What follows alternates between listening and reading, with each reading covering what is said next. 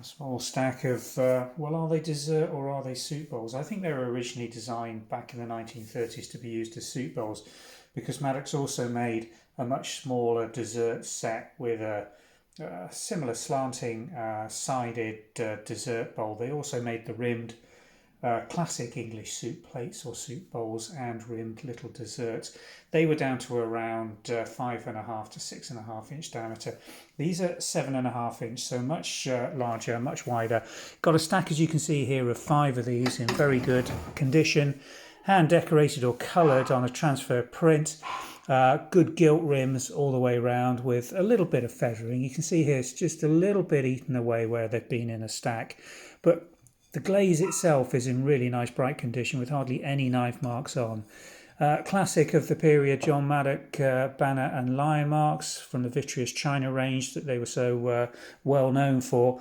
And to find them in this condition for collectors of period or vintage Indian trees, very, very good. Is just a little bit of wear on some of these on the enamels. You can see here, let me just bring that into close relief, where the enamel's gone over this little bit of blue painted leaf design at the base of the Indian tree. But otherwise, looking at this one, very, very good. And the majority of these, again, really nice and clean. I mean, they do vary. That's the thing about these hand coloured transfer prints, where the decorators have applied the colour. Each one's very, very individual, so there's no two that are identical. But condition-wise on the stack, again, a little bit of wear just here. I think that's where the base plate here sits in the actual base of the bowl and has just worn away over the years on a few of them. Again, this one, much less colour applied on this one. This hasn't been worn away, it's just not been painted to the same depth of colour. So again, highlighting for you the individual nature of these pieces. That one again in good condition, just a little bit of linear wear on the transfer at the base. I think again from where they've been in a stack. You can see here a little bit of mothing around the rim, gilt.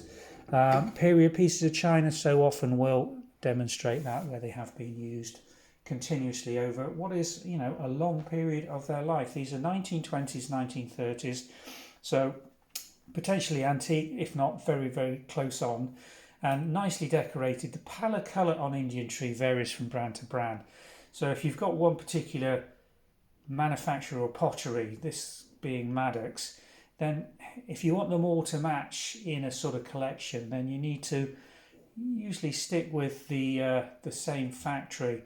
If you compare these to, say, Johnson Brothers Indian tree or Coalport Indian tree, obviously if Coalport you're looking at porcelain as opposed to earthenware, or in this particular set vitreous china, which was a sort of earthenware mix halfway between porcelain and earthenware. It wasn't certainly grit ironstone or hard china, but these are tough things. Apart from the gilt, I wouldn't put these through a dishwasher.